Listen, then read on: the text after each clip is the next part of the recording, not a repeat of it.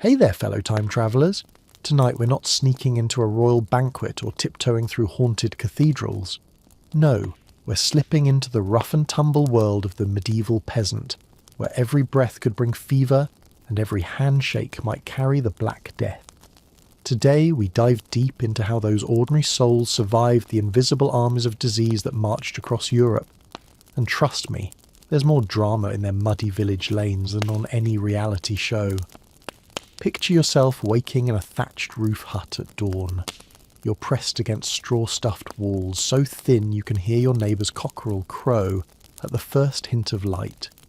The air is damp, with the scent of yesterday's firewood mingling with the sour tang of last night's spilt pottage. Your feet meet cold, cracked earth floors, and you wiggle your toes. No cosy sandals here, just stubby nails and calloused skin. You slip into your linen tunic, its rough fibres like a constant reminder that this isn't a luxury retreat. Outside, the village stirs. A bleary-eyed goat bleats for its morning corn, and a woman in a bright-dyed apron, if you're lucky, stirs the communal cauldron of broth that yesterday's market traders left behind. You and your neighbours gather around, passing bowls from hand to hand. That bowl might already have hosted 10 other mouths, but scalding it each time seems like overkill when you're racing the sun to the fields. Fields? Ah, your daily battleground. With a squeak of rusted gate hinges, you push through to tilled plots peppered with potato sprouts and barley shoots. The horizon shimmers with the promise of grain, yet overhead a flock of crows circles, silent sentinels reminding you that even birds know where to find fresh corpses. Disease isn't just a rumour. It follows you from the plague pits of the city to this haven of supposed safety. Typhoid, dysentery, smallpox, they're all in the weathered bones of your kin and the creaking planks of your well. So how did your ancestors fight back? First, they harnessed the power of distance, peasant ingeniousness at its finest. When a worried mother spotted pustules on her neighbour's child, she raised a clumsy reed barrier around her door, marking it with chalk so folks knew to keep away. Think of it as medieval social distancing. No text alerts, no tweets, just a chalk line and word of mouth. It worked well enough to slow the spread, though it meant some families went hungry waiting for the all-clear. Then came the role of sense. Medieval noses weren't as refined as yours, but they learned that foul smells often preceded outbreaks. So they packed little pomanders, hollowed out oranges filled with herbs like rosemary, lavender, or marjoram. You'd hang one around your neck and each breath would carry hints of piney goodness, instead of the stench of rotting livestock. More than a fashion statement, these were life-saving air filters. And let's not forget herbal lore. Peasant healers, mostly wise old grandmothers, knew the valley's plants like the backs of their gnarled hands. Yarrow, with its white flowers, staunched bleeding when wounds festered. Willow bark, bitter as a tax collector's promises, contained salicylic acid, nature's aspirin. These remedies weren't perfect, but for every handful that failed, perhaps one life was saved. Midday brought its own rituals. You'd pause among your rows of crops for a smoke break. No tobacco, of course, but bundles of mugwort and thyme stuffed into ceramic pipes. Inhaling these smoky bouquets served as both a cough suppressant and a pseudo-ritual. You believed it locked the plague spirits outside your lungs. By afternoon, the sun burned high, baking the fields and your patience. A chance for gossip at the communal well became prime time to exchange the latest news. Old Marwick's grandson sneezed thrice. 3 sneezes mean death, someone babbled. You'd roll your eyes, finishing your bucket before tipping a copper into the well's donation lip. Sometimes good luck cost real coin. As evening shadows stretched, you'd return home, legs aching, clothes dirt-caked, and heart thrumming with gratitude for this day's survival. The hearth's glow welcomed you. If your family hadn't already staked out the best spot, You stirred another batch of pottage, breathing in its smoky cloud and feeling the comforting warmth seep into your bones. Night fell. No dim LED lamps here, just tallow candles flickering in earthen sconces. You'd settle on your straw mattress, listening to distant snores and the soft drip of well water. But sleep never came easily when disease lurked like a silent thief. You pinched a trusted chunk of sheep's wool, pressed it between your teeth, and whispered a prayer to St. Roch, patron of plague victims, and drifted off under the watchful gaze of wooden rafters. Before we dive back in, let me know where you're listening from. If this journey chills you in the best way, subscribe. Tomorrow, I have another story for you. Tonight, as the candlelight flickers across your weathered face, we shift from the close quarters of that hut back into the sprawling dance of community and survival. Imagine the first whispers of dawn stretching over the fields again, only this time the horizon isn't just barley and potatoes, but a ragged line of travellers, pilgrims, and wandering beggars converging on your village crossroads. Their approach brings news and curiosities. A ragtag band in mismatched cloaks stumbles in, recounting tales of a distant abbey where monks have barricaded themselves behind miles of thorn hedges to ward off the plague. Cloistered purification or desperate cage. Some villagers murmur it's madness. Others eye the monks' ledger books, believing prayers alone can't fill empty stomachs. You're drawn to this spectacle like a moth to fire. The air thrums with anticipation as the pilgrims press forward.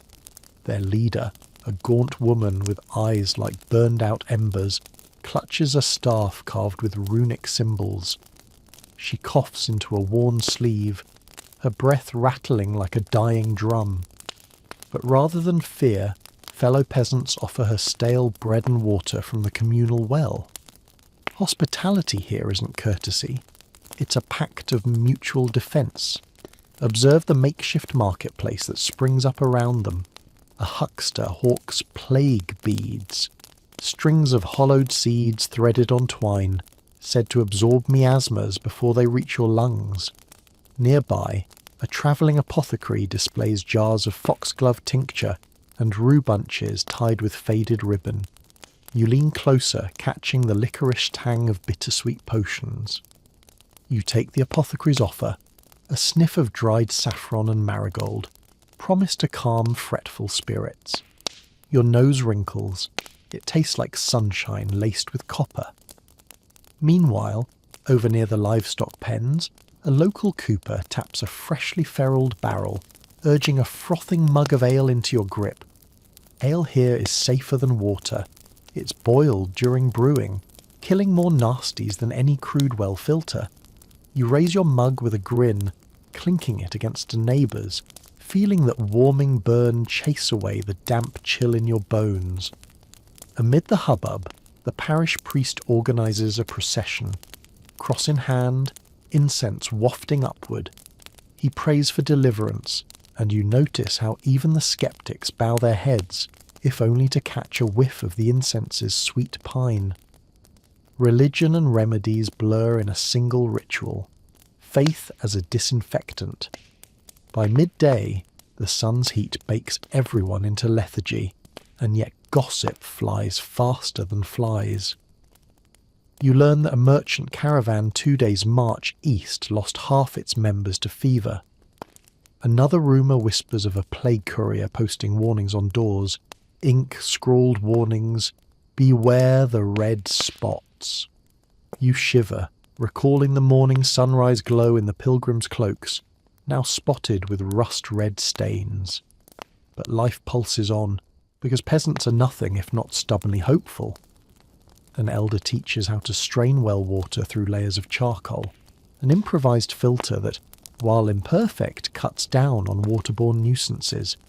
You help stir a bucket, watching debris clump and sink, the water turning surprisingly clear.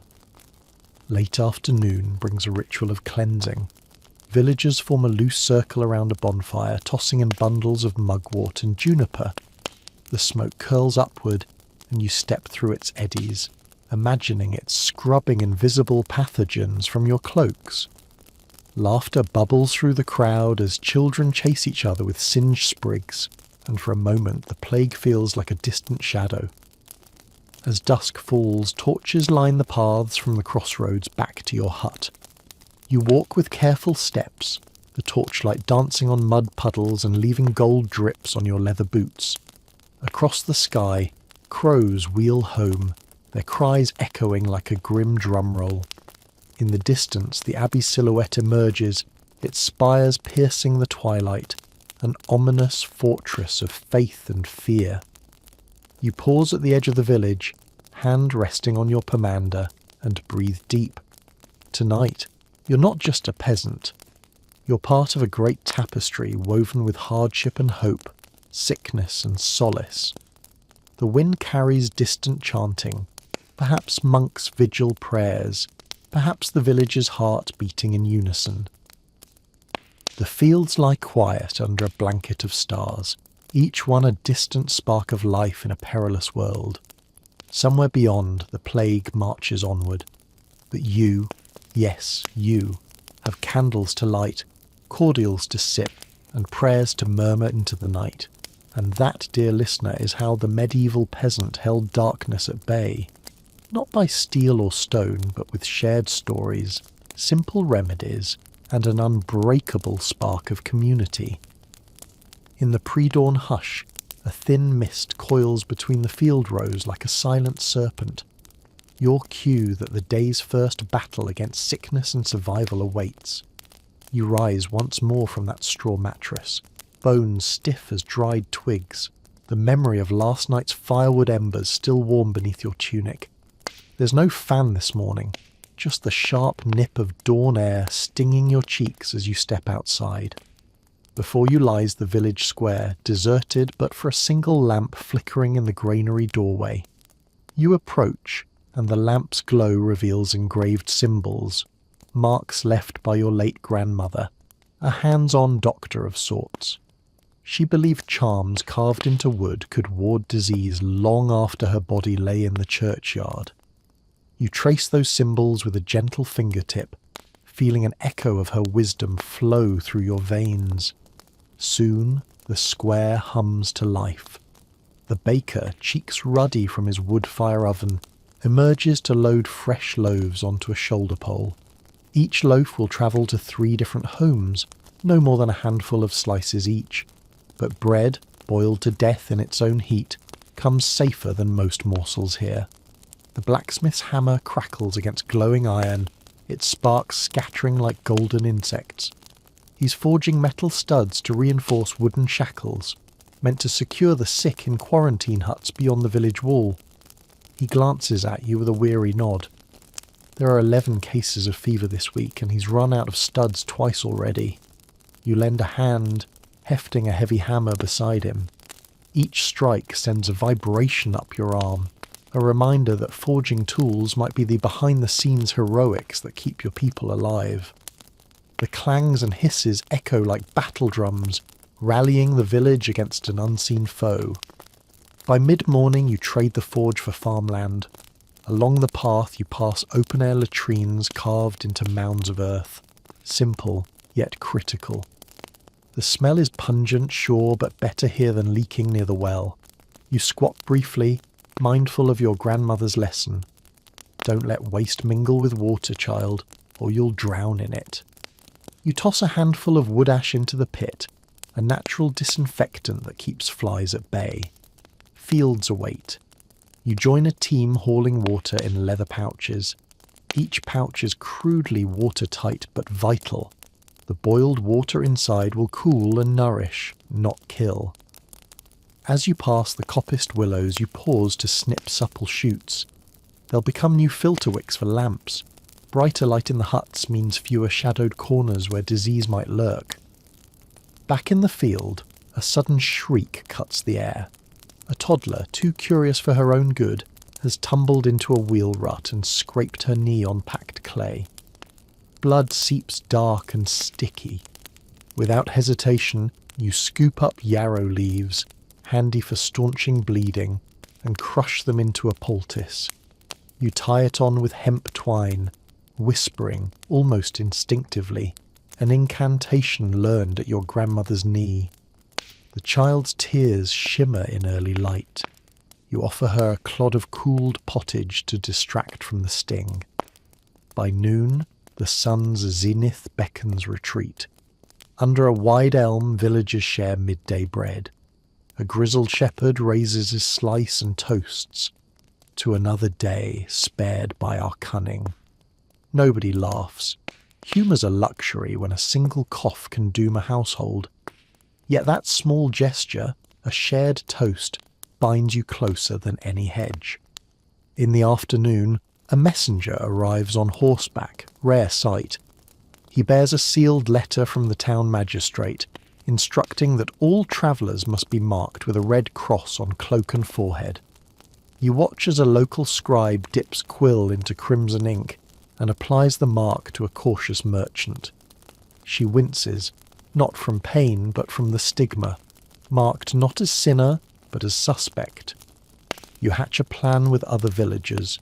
Each will wear a discreet red stitch hidden under tunics, so those forced into quarantine can still slip past blockades to fetch food and medicine for loved ones. Late day brings ritual washing at the public trough, a shallow stone basin fed by spring water scalded over iron pipes heated by the smith's forge. You line with other village youths, rolling up sleeves and plunging hands into steaming water, scented faintly of soapwort. Here, gossip flows free. Which neighbour visited the abbey this week? Which baby survived the pox? Which barn collapsed under rot? Knowledge becomes currency as precious as any ale coin. As shadows lengthen, you pivot toward one final chore. Repairing the makeshift plague hut set beyond the windmill. These huts, crude timber and canvas, shelter the sick in isolation. You hammer boards while a healer inside hands out raspberry leaf tea and willow bough bundles. Each hammer blow feels like a vow. I will build, I will protect, I will endure. Night creeps on. You return home, shoulders sore, mind humming with tomorrow's to-dos. Candlelight greets you again, smoky, flickering, unwavering. You scribble in a battered diary. Another day, another frontier against the invisible, yet here we stand.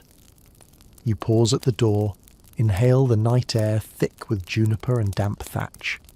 There's no thunderous fanfare, just the quiet promise that, come dawn, you'll rise again and keep fighting. Because in this medieval dance with disease, survival is the grandest story of all. Dawn arrives on silent feet, brushing the village with pale light and a promise of another trial. You wake to the tinny shriek of a bell atop the watchtower, an alarm for those tasked with tending the plague outpost beyond the stream. Gathering your courage like a cloak, you step outside, inhaling the bracing air scented with dew and pine smoke. The primrose sky reveals fellow villagers already on the move. A mother with a wicker basket, its handle slick from last night's rain, and two youths lugging salted herring for the quarantined. Their path winds past tilled fields where the first shoots of rye tremble under droplets. You join them, knowing the walk to the outpost is more than a chore. It's a journey between worlds, the known safety of the village and the simmering fear beyond. Crossing the wooden bridge, you plan your steps carefully. The planks have rotted in places, exposing ragged edges that threaten a twisted ankle. Below, the stream glints like molten silver, carrying away whispers of disease even as it nourishes new life. Halfway across, you pause to watch minnows flicker beneath the surface, tiny fish oblivious to human dread. On the far bank, the outpost looms, a ring of hastily erected huts encircled by spiked barricades. Guards in patched leather stand alert, their eyes wary. Each wears the discreet red stitch hidden under tunics, your neighbour's cunning invention, ensuring that supplies flow uninterrupted even as the sick remain contained. The huts themselves are grim but vital. Canvas walls flap in the wind, each joint fastened with rope and prayer. You deliver salted fish and barley cakes, greeting the healer inside, a stern woman with a scar slashing her forehead. She nods in thanks and offers boiled elderberry tea in a chipped mug. Its tang curls around your tongue, a bittersweet reminder of nature's arsenal. Beyond where the sick lie, you notice small altars, wooden crosses, clay figurines, and offerings of grain. Some survivors place these, hoping to trade a handful of wheat for continued breath. You add a pinch of barley from your satchel, whispering a silent prayer to St. Sebastian, patron against epidemics. The outpost bell tolls midday, and you join the healer in her rounds. She checks each patient's pulse and cough, marking tallies in a leather-bound register. Some eyes shine with hope, others glazed with resignation. A child offers you a ragged doll, trusting you to carry its comfort back to the village. Meanwhile, a commotion at the barricade draws your attention. The guards' ropes groan as a heavily cloaked figure emerges from beyond, an emissary from the magistrate's court. His arrival signals new edicts. The road north will close at sunset, and no one may travel without a notarized health certificate. Panic ripples through your group. Farmers worry about selling wool, while the baker frets over grain deliveries. You volunteer as messenger, sprinting back across the bridge, heart pounding like war drums. By the time you reach the square, villagers have gathered in tight clusters, mouthing rumours. With careful clarity you relay the new orders. Gasps and curses follow, but then steely determination sets in. The cooper begins forging seals for certificates. The scribe sharpens quills. The midwife organises a stall for screenings. Afternoon drifts into a feverish pace. Lines form at the granary and ledger hall. You assist a trembling weaver whose husband lies sick beyond the barricade. She must secure a pass before nightfall. Her hands shake so badly you tie the parchment for her, pressing inked seal to paper while murmuring reassurance. As dusk approaches, torches ignite along the main thoroughfare.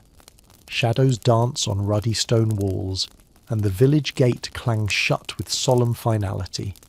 No more travellers, no more whispers of far-off outbreaks. All resources focus inward. Home gardens, spring water, hearth fires. Night deepens and you stand beneath the watchtower, leaning on an oak post. Above, stars bloom in the ink-black sky, indifferent to mortal struggles. Yet each flicker seems to echo your shared tenacity. You remember the sturdy planks of the bridge, the guarded outpost, the healer's gentle hand. Each element, no matter how humble, plays its part in the grand tapestry of survival. Your final thought before sleep is simple but profound. Tomorrow you will rise, traverse that bridge again, and stand firm against what comes. For in this medieval world shaken by disease, you are more than a peasant. You're the living testament to resilience, creativity, and communal spirit. As the first rays of sunlight pierce the eastern sky, you awake to a hush across the village. A tension so palpable, it settles like frost on every roof tile. Today marks the height of the harvest festival, though joy feels tempered by the ever-present spectre of sickness. You slip into your worn boots and step outside into a patchwork of golden fields and dew-laced grass, inhaling a breath that tastes of promise and unease. The festival marquee, an improvised canopy of patched cloth panels, is already aflutter beyond the granary. Villagers mingle there, trading baskets of late-season fruits for herbs and flax. Children dart between legs, faces painted with soot and ash, giggling as they chase each other through straw-strewn pathways. You pause to watch a woodcutter's son demonstrate his slingshot prowess, flinging small pebbles at a wooden target with preternatural accuracy. Yet beneath the laughter, you sense the undertow of worry. The mayor, his sleeves rolled, confers in low tones with the healer and the cooper, near a grand plinth of polished oak. His furrowed brow suggests difficult decisions, rationing, quarantines, and perhaps the dreaded bell toll at the watchtower that signals another infection discovered. You weave through the throng, eyes catching glints of finely spun wool, luxury unattainable until this season's shearing. A travelling weaver displays tapestries depicting biblical scenes. Behind them, she hawks sachets of heal-all herb, her voice looping in a rhythmic chant. For fevered brow and aching limb, let yarrow and valerian brims. You finger a sachet's coarse fabric, inhaling its pungent chill, wondering if its promise holds more than superstition. Suddenly, a whistle slices the air.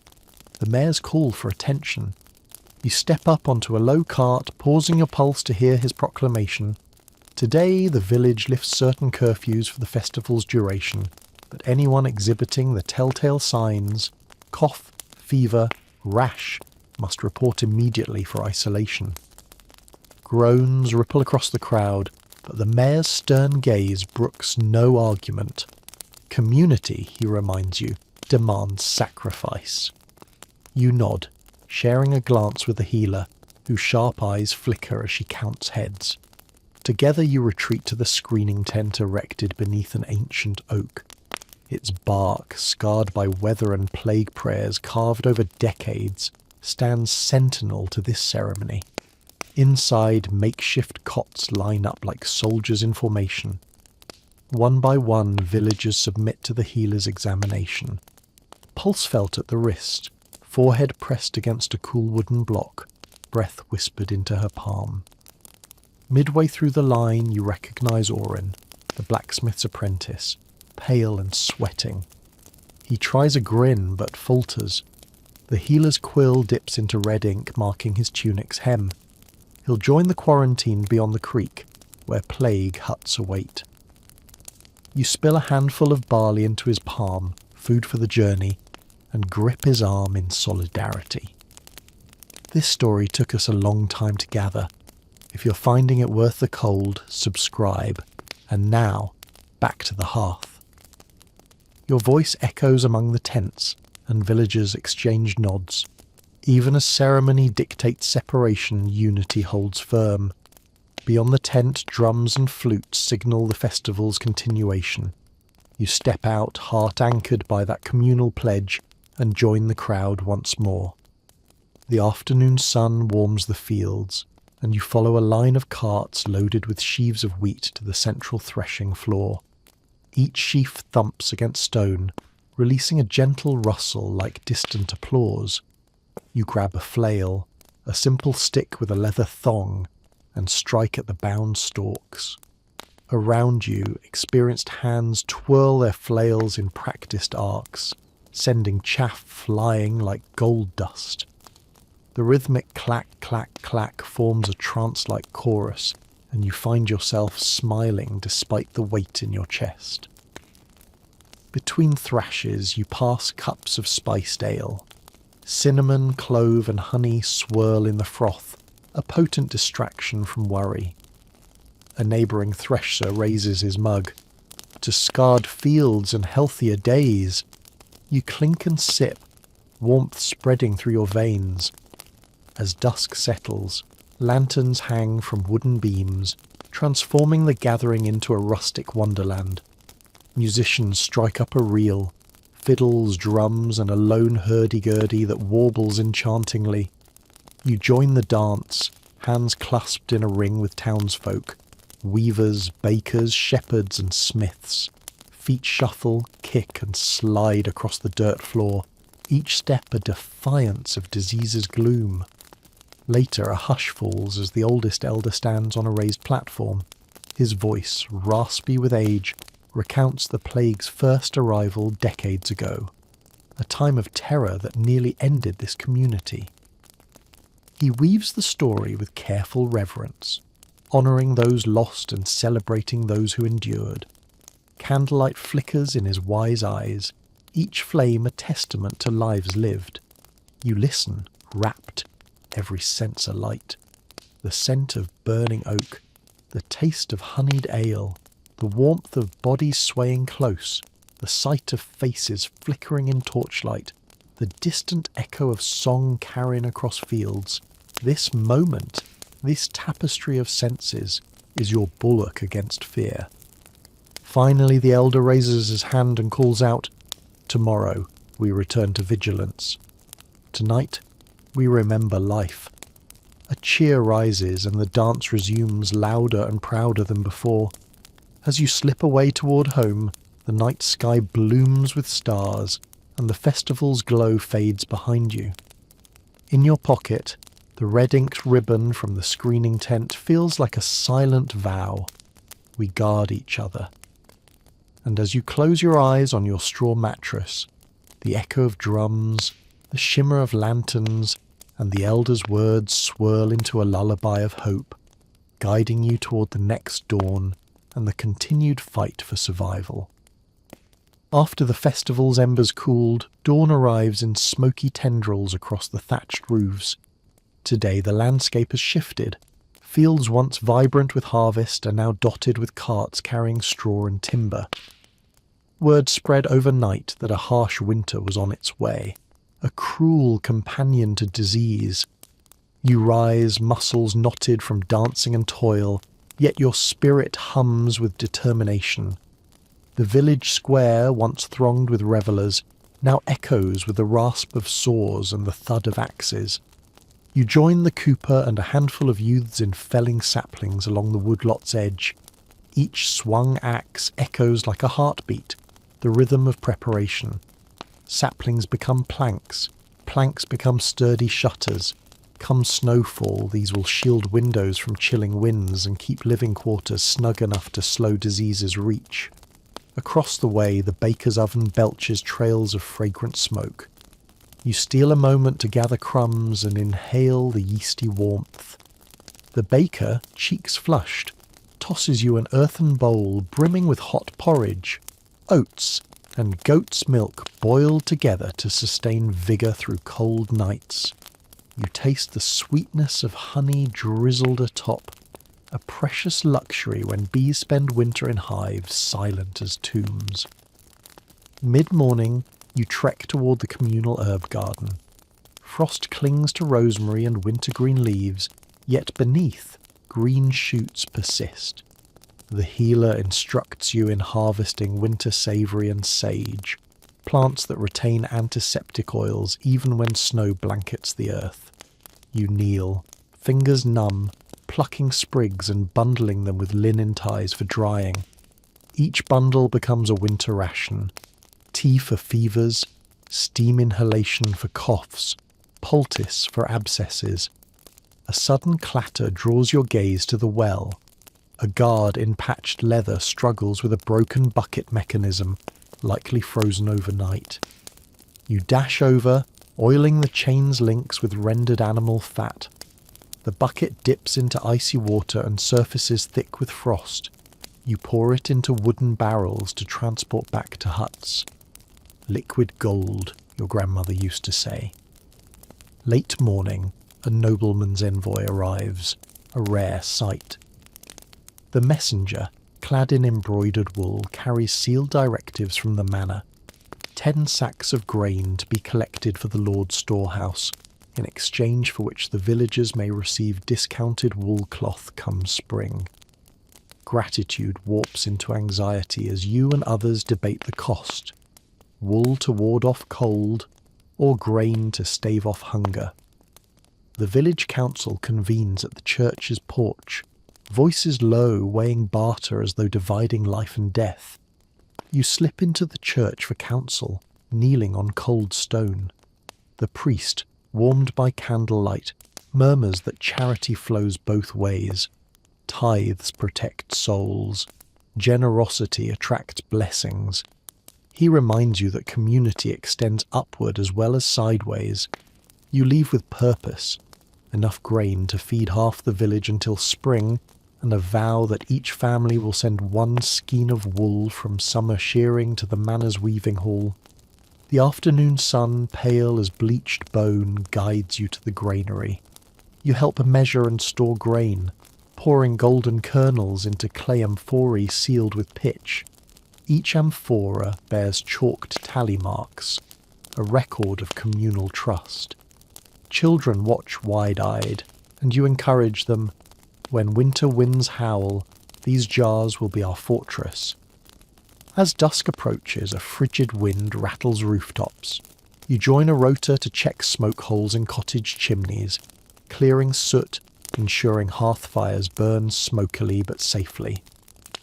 A misstep here could blaze through a home, leaving its occupants vulnerable and exposure-prone. You climb a ladder, brush in hand, and coax clumps of black ash loose, feeling each flake drift like whispers of past mistakes. Night falls swiftly. You return to your hut, shoulders tired but heart warmed by tasks done. By tallow candlelight you string dried herb bundles against rafters, creating wards of scent and hope. The air inside becomes a tapestry of pine, sage and lavender, a fortress against stale breath and unseen germs. You settle onto your straw mattress, drawing a woolen blanket tight around your shoulders.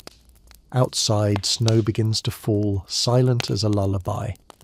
You listen to flakes tapping on the roof, each sound a testament to seasons turning and battles won. Closing your eyes, you recall the harvest dance, the forge's clang, the outpost's hush, and now this cosy vigil. In a world aflame with fever and frost, you, peasant, builder, healer's ally, stand steadfast.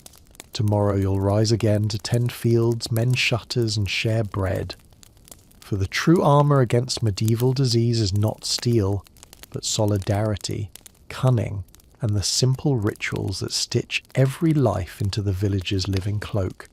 Winter's grip tightens before dawn, turning the thatch into a crust of ice and filling the air with a crystalline hush. You stir beneath the layers of wool, joints protesting with each movement. Beyond your window, pale light reveals smoke spiralling from every chimney. Village-wide signal fire, or perhaps a collective exhale in the face of frost and fever. Pulling on mittens stiff with cold, you step outside, boots crunching on frozen earth. Your breath puffs in clouded spirals, carrying the sharp tang of wood smoke and the faint sweetness of juniper. Today's task: bolster the communal infirmary, an old barn repurposed with packed straw beds and curtained partitions. Inside, the healer directs a small team. Thin blankets are in short supply, so you and others weave rushes into thick mats, layering them beneath tattered quilts to insulate the sick. Each straw mat you bind feels like a lifeline, a promise of warmth when cheeks glow crimson with fever. A low moan drifts from a curtained stall. You slip inside to find Peter, the shepherd, face flushed, lips cracked. His eyes brighten at your arrival, hope tucked beneath a laboured breath. You wet a cloth in cooled elderberry tea and press it to his brow, murmuring comfort. Breathe deep. Let the night's herbs guide you. Thick tea dribbles cold at his temple, and he closes his eyes, clutching your hand. Mid-morning, you step outside for a breath of cold air. Around you, children shovel snow from paths, while elders sprinkle wood ash on icy stones to prevent falls. You join the effort, sweeping the central lane, sharing nods and brief smiles. Even in isolation, the infirmary pulses with shared purpose. The church bell tolls for midday prayers, and you pause to listen. 6 solemn knocks echoing like distant heartbeats. You slip back inside, where the healer reads aloud from a worn manuscript, methods to create fumigation chambers. Sheets of canvas draped over frames, beneath which small fires consume fragrant herbs. Thyme, rosemary, laurel, smoke filling each space. Patients move through, exhaling stale air as new vapours cleanse their lungs. You help stoke the fumigation hearth, adding tender sticks of olive wood. The smoke curls in golden waves, and you inhale deeply, feeling warmth seep inward. A young girl emerges from a fumigation stall, coughing but eyes bright with relief. She wraps you in a tentative hug, as though your hands channel all the village's care. Afternoon brings news. Scouts spotted traders hauling furs, ivory and rare spices. Luxuries for the Lord's court, but potential boons for the villagers. Yet travel routes are choked by ice and closure, so the mayor tasks you with forging a path. You gather a group, woodcutters, a tracker and a map maker, onto sleighs drawn by oxen. Each ox snorts steam, breath frosting their coarse hides. The journey to the crossroads is perilous. Frosted branches whip against canvas covers, and hidden ruts threaten to toss sleds. You lead, torch in hand, carving a trail through silent woods. Halfway there, the mapmaker shouts, "Wolf tracks!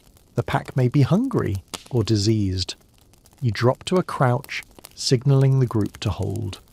The wolves skirt your path, large shapes undulating like shadows, disappearing beyond a ridge. You exhale, heart pounding, and press forward. At the crossroads, the caravan lies frozen, a tableau of idle wagons and silent horses.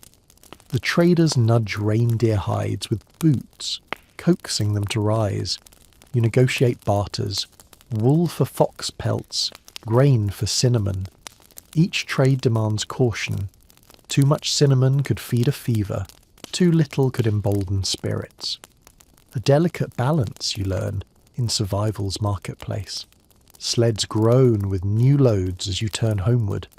The return trip feels shorter. Perhaps the cold numbs the miles, or hope spurs you onward. As dusk settles, torches guide your sleds along the path, firelight dancing off ice crystals like scattered gems. Back in the village, the furs are draped around beds. Extra warmth, extra protection. Children press their small hands into the soft pelts, marvelling at the luxury.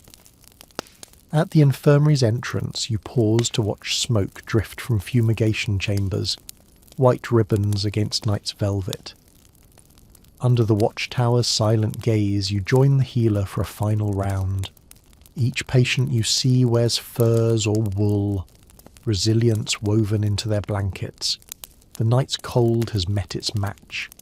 Before sleep claims you, you whisper to yourself, "In this medieval saga, the edges of survival blur between frost and fever, each challenge met by ingenuity, courage, and communal heart. And tomorrow, come what may, you'll rise again to guard the fragile flame of life." A pale glow seeps into the sky, announcing a morning unlike any before. The wind has died, leaving fields coated in a glassy sheen. Today is the day of the great bread bake, a ritual born of necessity and hope, as flour stocks wane and hearts lean on communal effort. You stir from sleep, chest tight with anticipation and the lingering scent of dew. In the courtyard outside the communal bakehouse, a line stretches around the wall. Villagers clutch bowls, tattered cloth sacks and earthenware jars, all begging for a share of the last batch of fresh loaves. You join the queue, gaze tracing the billowing plume of smoke rising from the bakehouse chimney. Inside, the baker's hearth burns brighter than ever. He's opened the massive oven door, revealing a cavern of glowing ember. The air inside feels heavy, steamy, warmth that will sustain bodies when frost bites deep. Today's dough is mixed with barley to stretch supplies, giving bread a nutty tang and coarse texture. You help knead, fingers sinking into rough, dense dough, feeling its elasticity pulse beneath. Mid-knead, a cry arises at the oven's mouth. A batch of loaves stuck, crusts burned, or ash mixed in. You dash forward, tugging iron paddles and scraping embers aside to pull the damaged loaves free. Each scorched edge reminds you of fragile boundaries between safety and ruin. When the new loaves emerge, sausage brown and steaming, you feel a swell of pride. You slice the first loaf and offer it to the baker, who nods in gratitude and takes a hearty bite. The crust cracks like gentle thunder. The crumb inside yields with satisfying softness. One by one, loaves travel down the line, hands passing them onward. Outside, you cradle your share against your chest, warmth seeping through cloth to fingertips. A child tugs at your sleeve, eyes wide. You break off a corner for him. He bites, and his eyes light, bright sparks against the winter palette. Late morning ritual readings commence in the church. Though plagues and frost have tested faith, the priest insists on one mass each week, candlelight filling stained windows with hope. Today's sermon speaks of renewal. Just as grain must crack open to become bread, so must our spirits crack to reveal compassion. You hold the baker's scraps under your tunic, offering silent thanks. After service, you walk to the outpost to check on supplies. The stretchers lined against the hut walls have dwindled. Straw and blankets are scarcer than ever. You coordinate with the healer to repurpose spent flour sacks as bandages. Coarse but absorbent. A scrap of silk from a trader's satchel becomes a precious sliver for binding wounds too awkward for makeshift strips. Midday brings the distant roar of horns, sigils of the manor calling for help. You sprint toward the square, salt and flour in hand, to find messengers from the Lord Steward. They promise a single wagon of grain next month, if the village can deliver 5 crates of dried fish before spring thaw. Without hesitation, a new pact is forged, resources pooled and tasks assigned. You volunteer to lead the fishing expedition, despite ice forming on the stream's edges.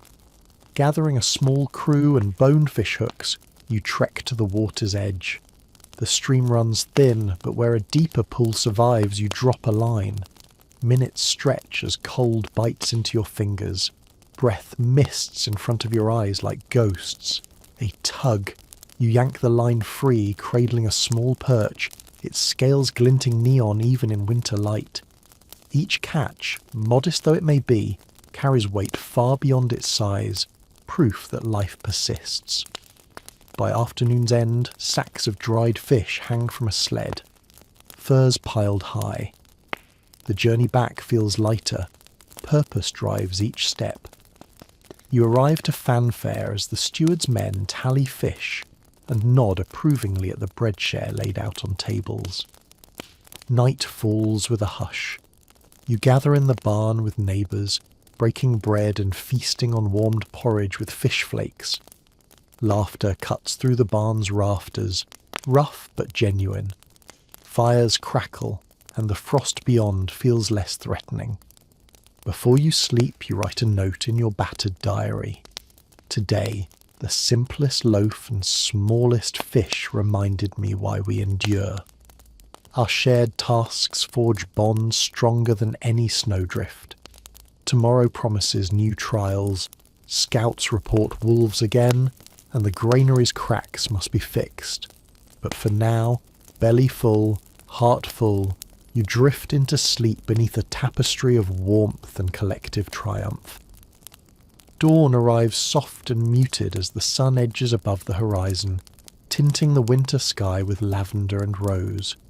You peel back your woolen blanket, every muscle humming with tales of the previous day's triumphs and trials. Today, the village's heartbeat quickens with 2 urgent tasks: repairing the granary's fractured walls and confronting the wolf packs encroaching from the north. Your first steps lead to the granary, its sturdy timbers now bearing cracks that whisper of collapse. You set your satchel down and run a hand along the fissures, feeling the wood's cold grain and hearing its subtle creaks. Nearby, carpenters and farmers gather, axes, adzes, and long saws in hand, their breath mingling with steam and resolve. The granary holds the season's bulk of grain. Its failure would spell famine before spring's green fingers pry the earth. You join the carpenters, selecting long poles of spruce. Each pole must be cut, not split, to maintain flexibility without shattering. The crack of axes rings out, sending small chips of wood spiralling like snow. As you work, you recall your grandmother's lesson. Treat the grain's house as you would a child. Gentle hands, careful eyes. You carve wooden wedges, sliding them into gaps and driving them home with rhythmic mallet taps until the walls close in tight. Mid-morning, you descend into the granary's shadowy belly. Light filters through narrow slits, dust motes dancing like tiny phantoms. You inspect each seam, sealing drafts with a mixture of animal fat and moss, an old trick that creates a surprisingly tight seal. Grain sacks line the floor, their weight pressing against the wall, steadying them as you finish. Stepping back outside, your path leads toward the edge of the forest, where the wolf spoor marks a thin trail in the snow. A hunting party of villagers readies itself. 3 bowmen, 2 with spears, and you with a torch and pitch. Scouts reported seeing the wolves gathering near a frozen pond a half-mile upstream, likely driven closer by hunger and plague-borne dislocation of wildlife. The trek through the woods is silent save for crunching boots and the distant call of ravens. Silver-blue light shimmers on frost-coated pines. Each footstep feels measured, every breath deliberate. You carry the torch low, its flame guarded from icy draughts, and at your side, a bucket of pitch, both lure and barrier. At the pond's edge, you find them, a pack of lean wolves, their grey coats matted, ribs visible beneath fur. They circle a crack in the ice, drinking from a tepid trickle of water. The alpha, larger than the rest and bearing a slash across its flank, lifts its muzzle and breathes out a cold plume. Your heart pounds. One of the bowmen signals. You light pitch-soaked rags on torches, igniting the night with embers. The alpha snarls, a deep rumble reverberating through your chest. The wolves retreat a pace, eyes reflecting torchlight like stained glass. You speak softly, voice steady. Friends, we have no quarrel beyond survival. Yet they stand warily.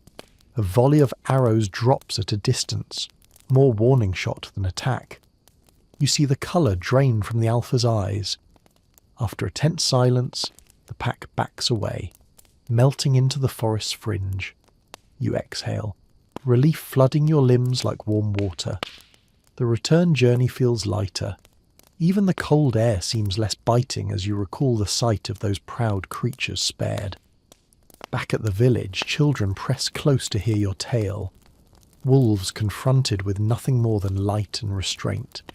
They listen, wide-eyed, absorbing the lesson. Compassion can be as powerful as steel.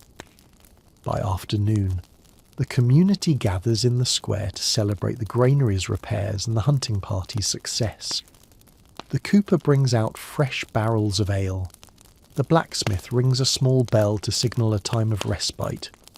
You help serve frothy mugs, each one a shared triumph distilled into warmth. As dusk steals across the sky, the baker leads you through the renovated granary's outer walkway. Torches line the ramparts, casting dancing shadows on reinforced walls. You pause, feeling the sturdy wood under your palm, a silent testament to collective effort. Night spills across the village as you settle by your hearth. Outside, the wind whispers through shutters, but you know the granary stands firm.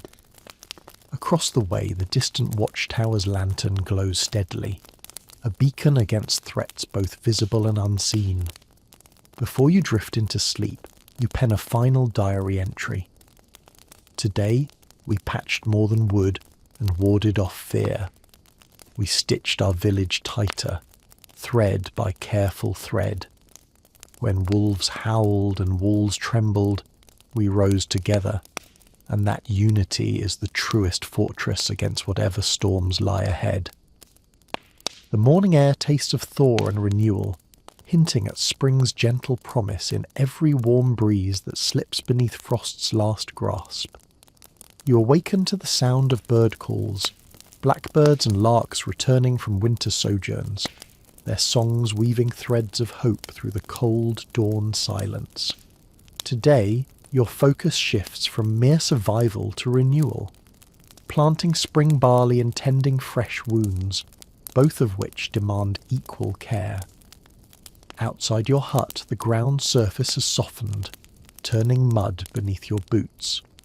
You join the seed team at the communal granary, where sacks marked with chalk tally lines await. The stable hands bring out ploughs, simple frames dragged by oxen, and you guide one through the field's first pass, turning earth that's been idle since last harvest. Each furrow you carve feels like an act of faith, a promise to the soil and to the generations to come. Mid-morning, the healer summons you to the infirmary. The bandit raid left more than panic in its wake. Splintered arrows and rough blows have taken their toll. You enter the barn-turned-clinic. Pale straw mats lining curtained stalls and warming herbs steeping in kettles. Peter, the shepherd you cooled with elderberry poultices, now tends a deeper wound on his thigh, thanks to your quick thinking with moss and animal fat. You kneel beside him, fresh bandages in hand, and clean the edges of his laceration. He groans as you work, but as you bind the dressing, he offers a crooked smile. "You mend more than wounds," he says, voice thick with gratitude. "You stitch the spirit back together too." You leave him with a pot of lavender tea and a promise to check on him after the planting is done. By midday, the planting team convenes beneath the old elm at the field's edge, roots tangled deep, bark gouged with centuries of carving. The elder leads a blessing, offering words of gratitude to the earth.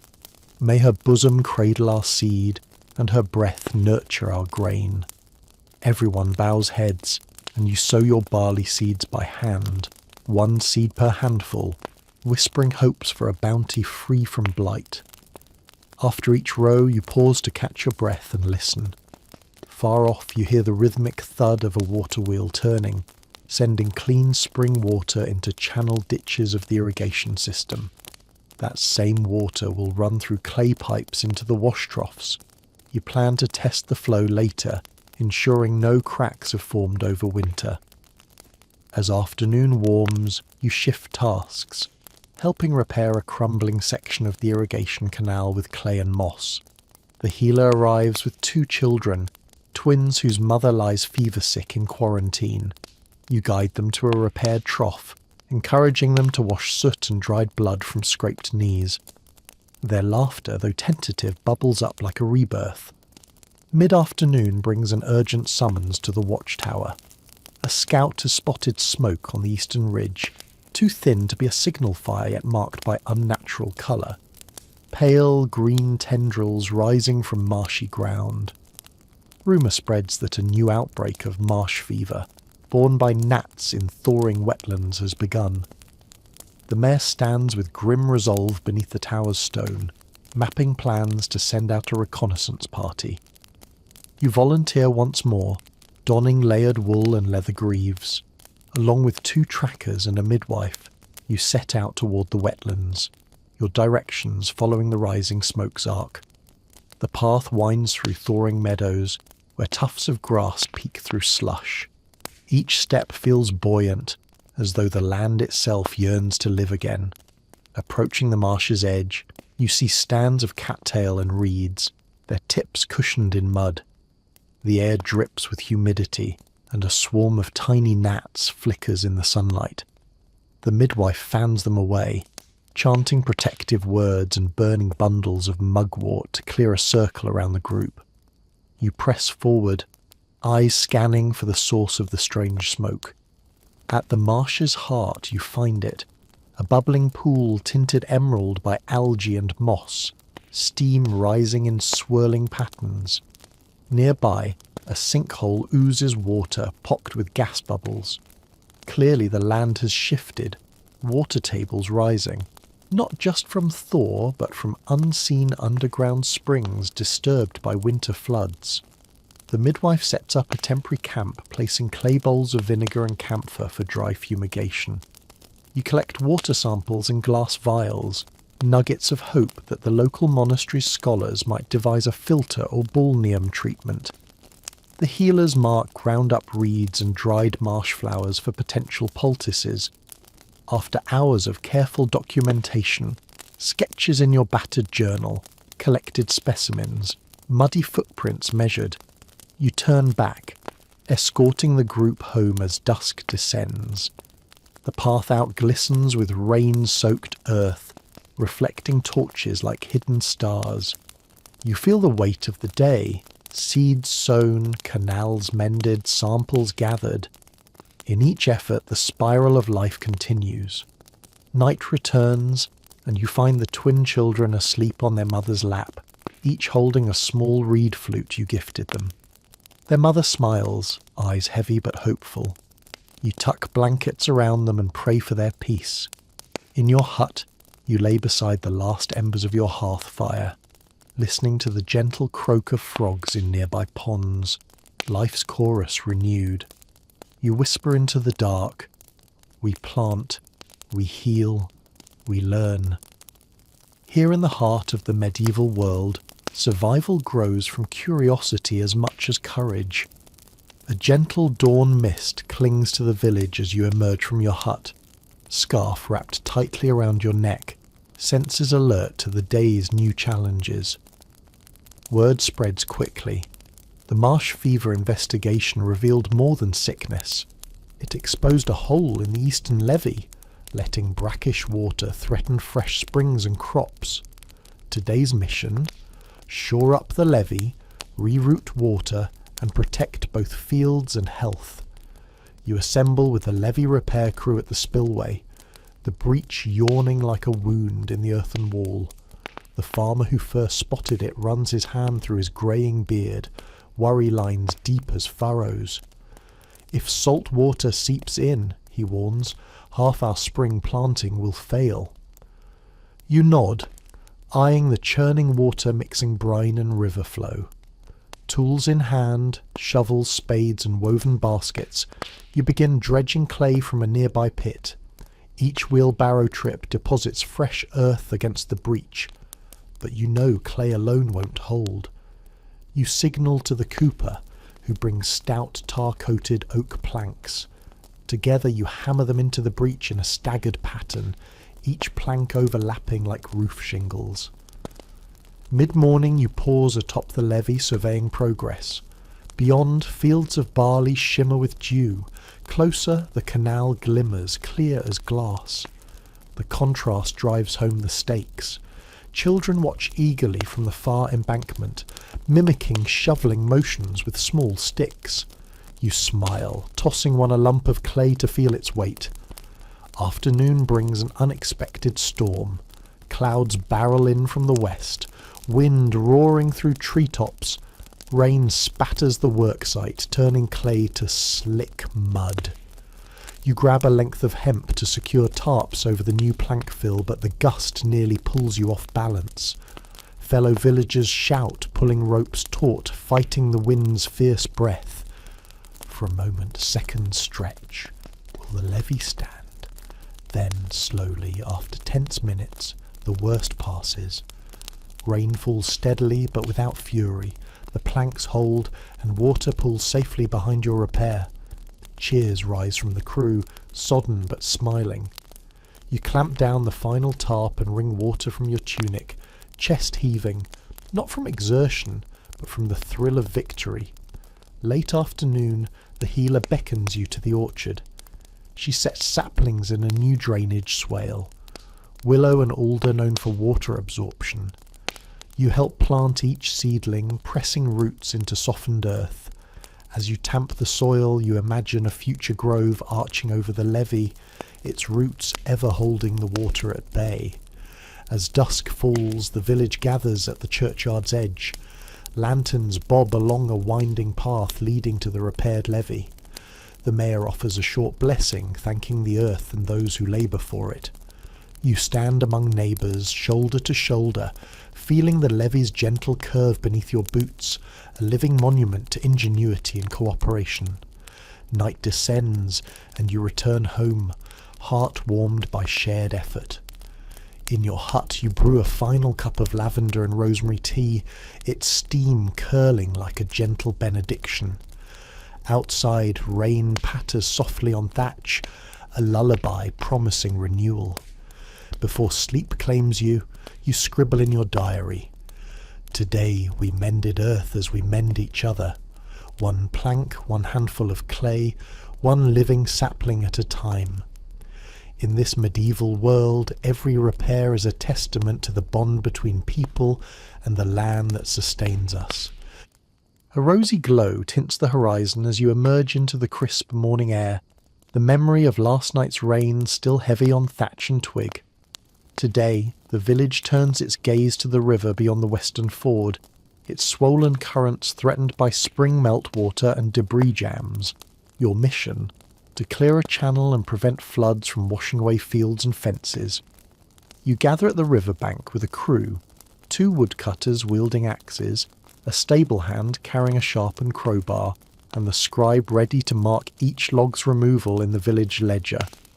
The river's roar is deafening, a wild beast surging between banks, its surface littered with snowmelt-slick branches and tangled roots. The woodcutters strike first, felling a rotting willow that leans dangerously over the water. The trunk crashes with a thunderous splash, momentarily stilling your breath. You wade into the icy shallows, boots sucking at mud, and guide the log with wooden pike until it grounds on a shallow sandbar downstream. Mid-morning you join the scribe under a makeshift canopy. He dips quill in ink and tallies each obstacle. Beside you, the stable hand jams the crowbar into wedged branches, levered at precise angles to break free snarled tangles. Each snap echoes like a pistol shot, and the river's path straightens, water rushing more freely. By noon, the sky darkens with approaching clouds. The village blacksmith arrives with iron chains and hooks. He and you secure the largest trunk, hauling it onto the bank in a concert of murmured commands and heaving muscle. The log's wet bark peels under the strain, revealing pale wood glistening like bone. When the first hailstones fall, sharp and cold, you press on. The chorus of clattering hail mixes with the river's rumble, a cacophony of urgency. You winch another obstruction free, a mass of reeds and roots that had threatened to form a deadly dam at the creek's bend. Afternoon warmth returns as clouds part, and the sun's rays glitter on the cleared channel. Water flows smooth and swift, carrying life-giving moisture instead of destructive fury. You step back, chest rising with pride as the crew shares a rare smile amid the damp. Late afternoon, the villagers gather along the bank for a simple feast: cheese from the dairy, rye bread, and cooled ale, small rewards for monumental labour. You break bread with the woodcutters, cracking jokes about misjudged axe swings and soggy boots, laughter lightening tired bones. As dusk settles, torches are lit along the repaired ford.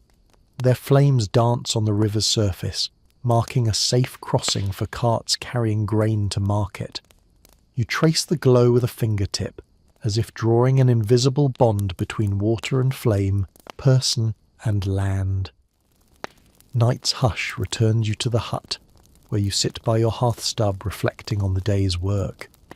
Outside, water flows unimpeded, a whisper against the bank, a reminder that nature and humanity exist in perpetual negotiation, sometimes demanding negotiation through sweat, craft, and camaraderie. You close your journal entry. Today we redirected more than a river.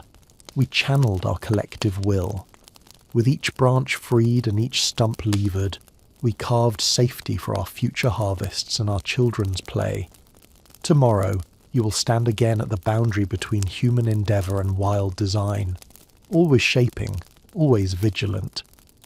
The The dawn horizon blushes with summer heat as you step onto the village lane, where excitement trembles in the air like sun-warmed ripples. Today is market day. The crossroads beyond your fields bristle with traders, produce, livestock and rumours. For a medieval peasant, few events rival this blend of commerce, spectacle and opportunity. You don your best tunic, a faded but well-laundered garment, and sling a woven basket over your arm. Inside, you've packed jars of honeyed cheese, dried herbs, and a small stash of linen pouches filled with medicinal powders. The basket's weight reminds you of the suspended promise: trade well, and the village gains new goods and connections. Trade poorly, and winter's stores might dwindle. As you walk, the path opens to a swirl of colour. Tents painted in stripes, banners snapping in the breeze, wagons decked with spiced fabrics. The scent of roasted chestnuts and spiced wine drifts from a distant stall, mingling with straw and livestock musk. You navigate between goats tethered to posts and a falconer polishing his hawk's talons, its eyes sharp as polished coal. First stop the barley merchant. He stands beside a tower of sacks, each stamped with a manor's seal to guarantee weight and quality. You negotiate by exchanging 2 jars of cheese and a handful of fresh eggs for a sack of plump barley seeds. Next planting season's guarantee. His handshake is firm, eyes gleaming as he tucks your cheeses into a cloth-lined crate. Mid-morning you wander to the clothier's pavilion. There, bolts of wool and hemp unfurl like grand tapestries. You run a finger along a bolt of dyed green linen, an ambitious purchase until you recall the Lord's discount on wool coupons you earned during festival service. With careful persuasion, you trade half a linen pouch of herb powders for a length of grey wool, envisioning a new cloak come autumn. Nearby, a minstrel tunes a lute, his ballad drawing a small crowd. You pause, captivated by his tale of a night's lonely vigil beneath a starlit tower, then toss a copper into his weathered hat. Music fills the gaps in conversation, a reminder that joy and art flourish even amid hardship. By midday, the sun stands high. You join a cluster near the blacksmith's forge on wheels, watching sparks dance from fresh horseshoes. A stable hand eyes your basket and offers a pair of iron horseshoe nails in exchange for dried sage, essential for warding off stable cough among the animals. You swap quick blessings and herbs, sealing another small but vital bargain. Afternoon brings fresh sights, an apothecary's booth boasting exotic spices like saffron and nutmeg, traded from distant caravans, or powdered sal ammoniac for leather tanning. You consider purchasing a pinch of saffron, its golden threads worth their weight in silver. But wisdom urges restraint. Store grain first, then luxury. As shadows lengthen, the throng begins to wane.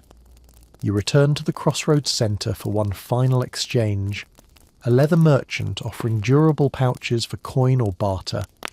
You trade a length of wool and a small bag of applewood chips, perfect for smoking fish, for 3 new pouches, ideal for carrying seeds, herbs, and letters from travelling kin. Heading home, your basket now brimful.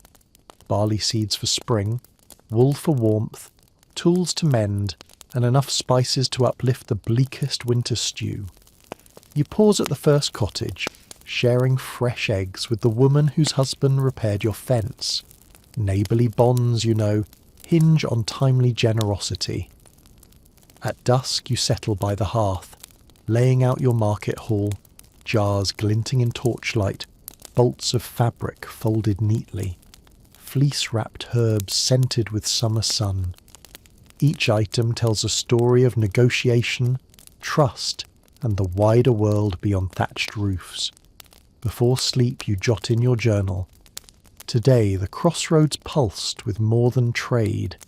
It beat with connections, each bargain a thread woven into our village's tapestry. Through bartered grain and fabric folds, we extend our roots beyond these lanes, binding our fate to distant winds and whispered markets. You awaken before dawn, heart still echoing with the market's bustle from yesterday. Today your focus turns inward, mending relationships frayed by the stress of survival and winter's threat. In medieval villages, social bonds are as vital as grain stores. They nourish the soul when fields lie fallow. Stepping into the muted light, you head first to the miller's cottage. His wheels slow grind a reminder of shared toil. Last season you lent him a sack of oats when his wheel broke. Now you carry a gift in reciprocity, a jar of honeyed cheese enriched with wild herbs. As you approach, the aroma of fresh-baked bread drifts through the air, a warm invitation.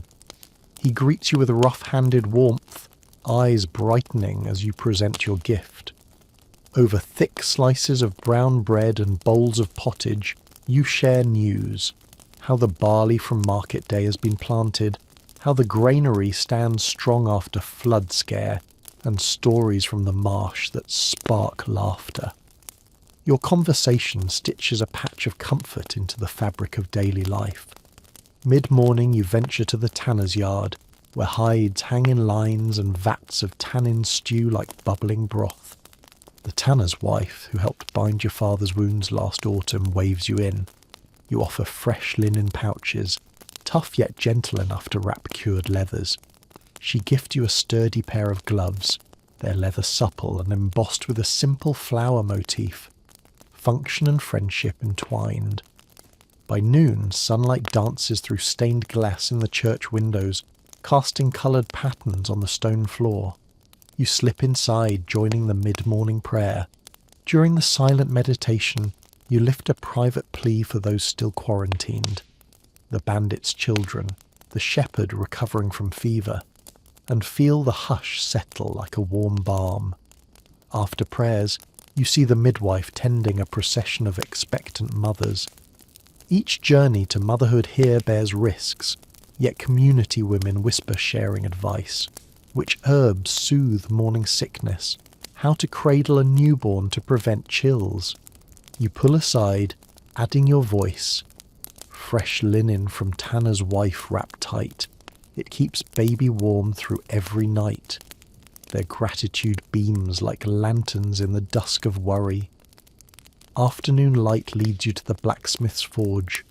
Hammer falls against iron, sparks flaring like captured stars. You watch him shape a horseshoe. In exchange, you present brass inkwells you carried from market, precious timepieces for scribes.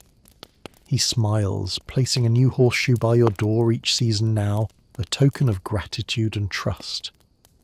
Late afternoon, you head to the edge of the communal herb garden. Rows of basil, thyme and sage nod in a gentle breeze. Along the path you find the healer's apprentice struggling with wilted parsley, summer's last fight against cold soil. You kneel, demonstrating root grafting and soil amendments that bring parsley back to life. Together, you revive green shoots that will flavour winter stews. As dusk drapes the village, you trace a path through lamplit lanes, delivering medicinal salves to those who can't come to the main hut. An old man crippled by rheumatism, a mute child recovering from fever, and a widow still trembling after her husband's graveside vigil. Each salve you press into trembling hands carries more than healing. Hope. Night arrives with a hush. You gather in the courtyard with neighbours around a low fire, sharing a final pot of spiced cider. The blacksmith's daughter hums a lullaby.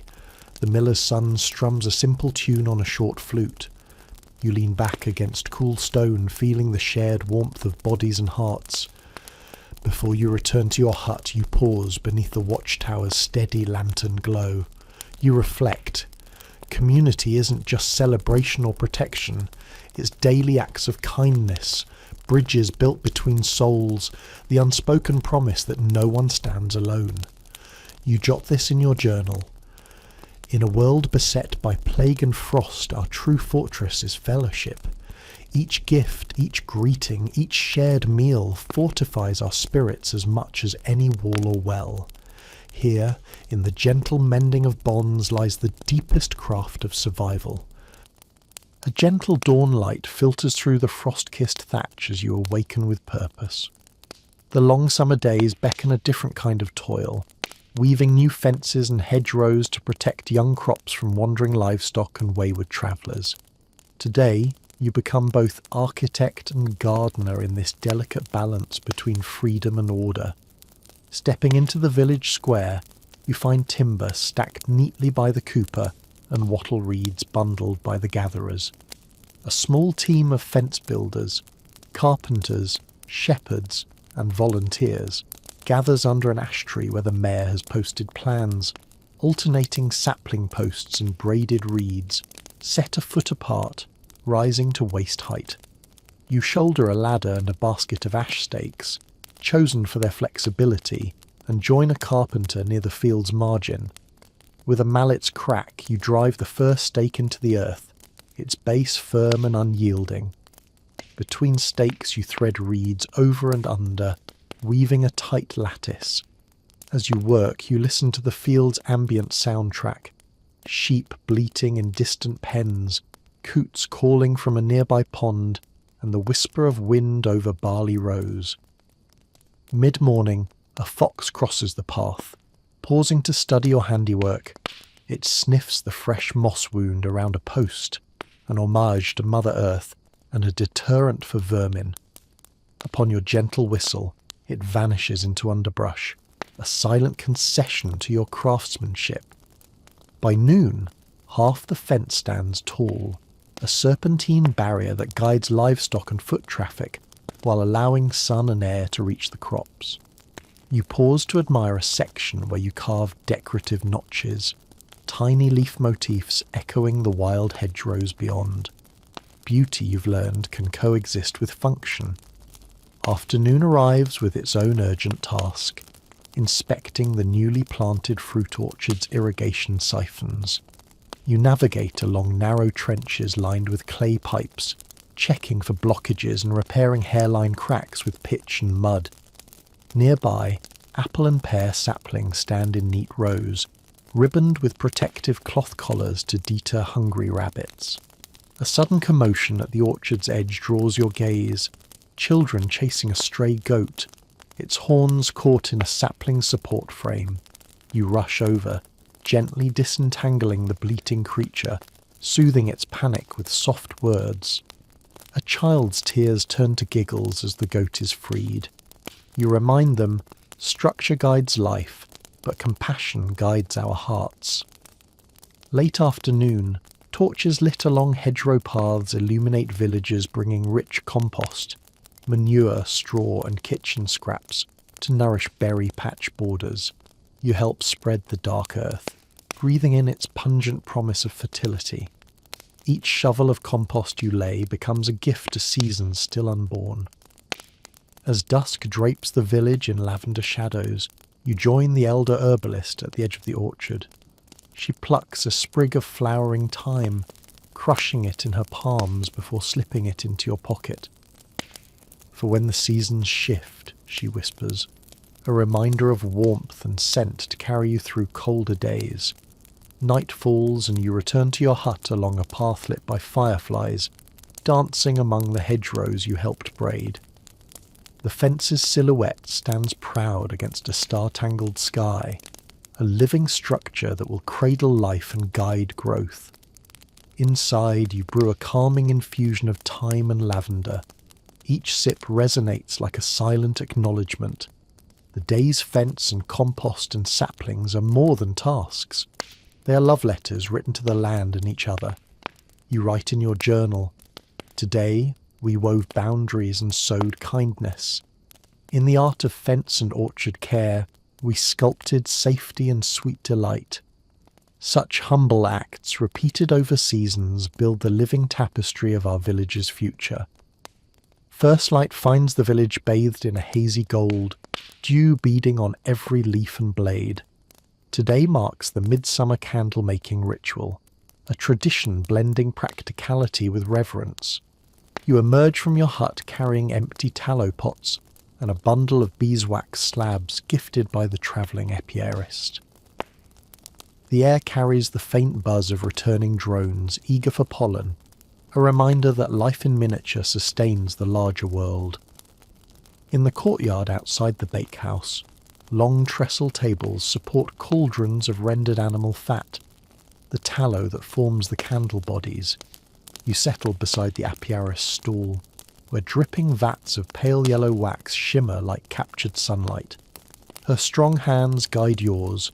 Dip, hold, drip. A wick of flax string dangles from your fingertips, and you lower it into molten tallow before lifting, allowing wax to coat the fibres in glossy layers. Each dip takes careful timing. Too fast, and the candle's form bulges. Too slow, and sagging trails mar its shape. Mid-morning, children gather round, eyes wide with fascination, as waxy drops spark tiny hisses in the cauldrons. You invite them to try a single dip, guiding their small hands. One child's candle emerges slightly crooked. She grins with pride, carrying her imperfect creation like a trophy. Imperfection, you think, lends character. No two candles ever burn the same. By noon, row upon row of fresh candles stand on rafter beams to cool and harden. Their pale wax glows in the sun, each a promise of warmth on autumn nights. You pause to feel the smooth surface of one, its slight warmth lingering from the heat of creation. As hunger stirs, the baker emerges with plates of honey-sweetened flatbread and bowls of fresh berried porridge, strawberries and currants picked at dawn. You tear off a warm piece, letting its sticky sweetness mingle with a tart berry bite. Around you, villagers break their fast amid stacks of cooling candles, the two rituals entwined, light for spirit, sustenance for body. Afternoon brings the dyer's demonstration. You follow a path into the herb garden where large vats bubble with water steeped in woad leaves for blue, madder root for red, and weld flowers for yellow dyes. The dyer, a slender woman with tie-dyed sleeves, invites you to submerge a length of linen. You swirl the cloth through vivid greenish-blue water, then lift it in a slow arc, droplets falling like gentle rain. After drying in the sun, the linen's fibre transforms into a soft sky tone. Nearby, a small loom awaits. The village weaver intertwines dyed threads into a vibrant tapestry depicting the season's cycle. You thread a yellow strand through the shed, nodding as the fabric grows. Your humble contribution will hang in the parish hall through the next winter. Late afternoon, the bell at the watchtower tolls not for warning, but for procession. Lanterns strung with your newly formed candles light the path to the stone shrine on the hill, a Celtic cross mossed with time. Villagers ascend the winding lane, carrying candles and offerings of harvested herbs. You join the line, each step bringing you closer to the shrine's cool shadows. At the summit, the elder recites ancient blessings, words in a tongue half forgotten, calling upon sun, earth, and bee's wing to continue protecting hearth and home. Waxen drips catch the firelight from torches, and a hush falls as each person places a candle at the shrine's base. You set yours among the wildflower garland, its straight form and gentle glow a beacon of midsummer's hope. The sunset spills coral across the sky as the procession descends, candles flickering in the gentle breeze like wandering stars. The night air hums with cicada song and distant flute, and you pause at the crossroads, gazing at the lantern-lit lanes winding back to hearths. You return home by torchlight, inhaling the heady scent of melted tallow and beeswax clinging to your cloak. In your hut, you light your candle for the first time, watching the flames tremble cast dancing shadows on earthen walls. The light feels alive, its warm glow a comfort against the depth of night. Before sleep claims you, you reflect. Today's rituals, dipping candles, dyeing cloth, weaving fibres, are acts of art and devotion.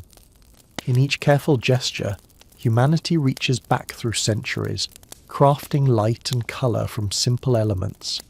As your candle burns beside you, its glow ripples across your hand, reminding you that in this medieval world, the smallest flame can ignite the grandest hope. The morning sun slants lower in the sky, casting golden shafts across the dew-glazed fields.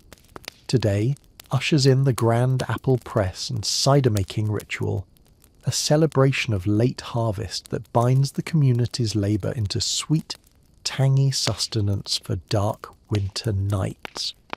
You step onto the orchard's rolling slopes, where rows of gnarly apple trees sag beneath their bulging bounty. The air smells of grass, earth, and ripe fruit, a heady blend that quickens your pulse.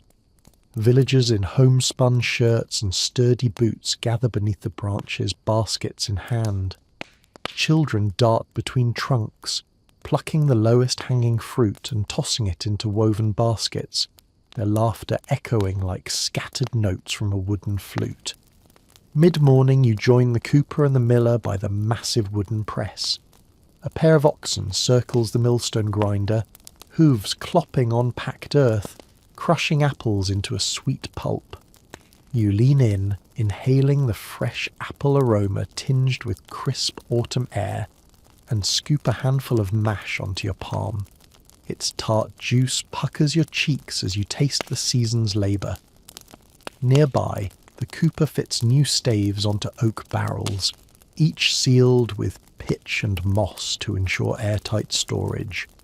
You help roll the first barrel into place beneath the press's spout. A hush falls as the cooper tightens the press's screw, wood creaking in anticipation. Pressure builds and then releases in a plume of golden liquid, which streams into waiting barrels. You catch a cup of fresh cider, cloudy, sweet, and faintly effervescent, and raise it in a silent toast to the orchard's roots and the hands that tended each tree. As noon approaches, a feast unfolds under the orchard's dappled shade. Long trestle tables support bowls of roasted chestnuts, platters of cheese and bread, and a roasted pig studded with cloves and apples. You slice into chestnuts warm from the coals, their nutty flesh melting on your tongue, and pass a plate to a neighbouring family who lent tools during the levee repair. Mid-afternoon brings a cider tasting contest. Villagers line up, each presenting a small jug of their best brew. You swirl the first sample, noting its golden hue, tilting your head to catch the aroma, honeyed apple with a hint of spice. Sip by sip, smiles break across faces, debates spark over sweetness versus tannin, and each participant basks in the shared spotlight of craftsmanship.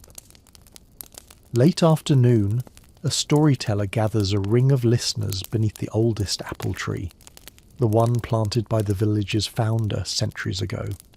He weaves a tale of that first orchard, planted in hopes of peace and prosperity. As the sun dips toward the horizon, his words carry on the breeze, how the orchard once rescued villagers during a famine, and how its cider once fueled victory celebrations after skirmishes with rival lords. When twilight arrives, lanterns strung from branches flicker to life, illuminating cider barrels and long shadows. You join a dance circle, feet tapping to the beat of tambourines and fiddles. The warmth of movement and laughter defies the approaching chill, each turn and stomp weaving human heat into autumn's cooling air. Night deepens and the cider's gentle warmth spreads through the gathering. You step away to the orchard's edge, leaning against a low stone wall, gazing up at lantern-lit trees ablaze with golden light. The press's distant hum and the music's soft sway meld into a lullaby for the land and its people. You tuck a flask of cider in your satchel as a parting gift and make your way home along leaf-strewn lanes. In your hut, the scent of apples lingers on your cloak, and you set the flask beside your straw mattress, a promise of tomorrow's quiet comfort. Before sleep overtakes you, you write in your journal, "Today we press the season's abundance into elixirs of warmth and memory. In each barrel, story and dance we ferment hope that will carry us through winter's long hush." Morning mist curls over thawing fields as you step outside, the orchard's lantern-lit revelry now a memory carried in the crisp air. Frost lingers on low-lying grass, sparkling like scattered jewels under the weak sun. Today, you embark on the village's final great task of the cycle, preparing for the long winter to come. And what better way than by fortifying spirits through a grand tapestry-making project that will adorn the parish hall through the cold months. You follow a narrow path toward the weaver's workshop, where yawning loom frames stand ready, warped with threads of wool and linen dyed in seasonal hues, deep chestnut, harvest gold, and winter white. The weaver herself greets you with a nod, strands of silver hair tucked beneath a simple linen coif. "Your hands were steady with fence and hedgerow," she says. "Now let us weave a story of our year's journey." You settle before a blank section of warp, threads taut like a silent promise. Mid-morning, you tie on an apron woven from summer's harvest of flax. Beside you, other villagers take stations, some at tapestry hooks, others dyeing new yarns for accents. The tapestry's design, a panoramic chronicle, beginning with spring rains, traversing summer's heat, and culminating in autumnal bounty. Your task, weave the segment depicting communal baking and cider presses seen through the golden lens of the harvest festival. You pick up a shuttle loaded with russet wool and thread it through the warp, pulling the thread snug and cutting it with careful precision. As you work, you hum a tune learned at the midsummer procession, a melody that echoes the distant drum beats beneath the hill shrine. Behind you, an apprentice sketches the scene, villagers dipping candles, dyeing cloth, and raising foaming mugs of cider. Each stitch binds image and memory into one. By noon, the tapestry segment takes shape, a band of peasants round a steaming press, barrels lined up like silent sentinels, children dancing between apple-laden limbs.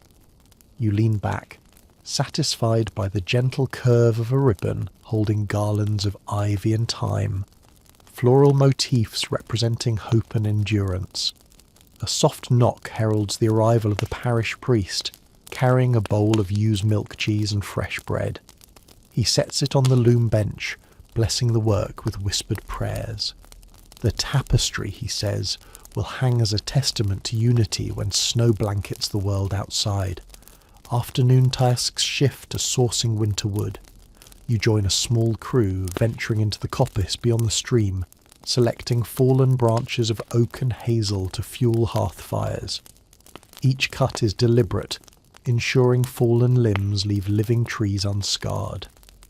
The crisp silence under the tall canopy is broken only by the snick of axes and the distant call of a lone cuckoo, perhaps the last song before silence. Back in the workshop, you return to your tapestry, weaving evening shadows around a flickering hearth scene. Wool of charcoal grey and ember red intertwines, capturing the dance of flames on stone hearths. Each pass of the shuttle feels like coaxing warmth into woven threads. Late afternoon, the charity-baked loaves emerge from the communal oven, dark rye spiced with caraway for travellers seeking shelter during winter storms. You taste a crumb, its dense flavour a reminder of bread's power to sustain hope.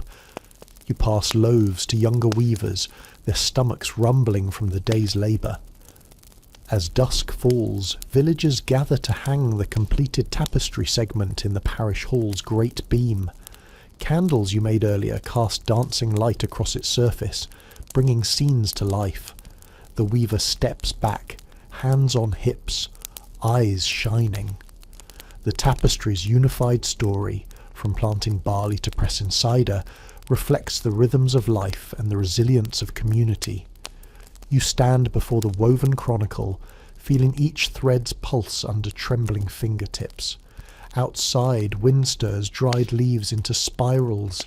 Inside, voices share plans for 2 upcoming journeys, one to chart distant ruins beyond the hills, the other to delve beneath cathedral arches in the town across the river.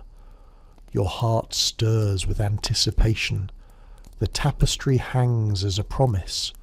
Winter's hush will come, but it cannot silence the stories woven into linen and wool, the bonds stitched through shared struggle and celebration. 2 more journeys await around the bend. Don't miss them, subscribe and ring that bell.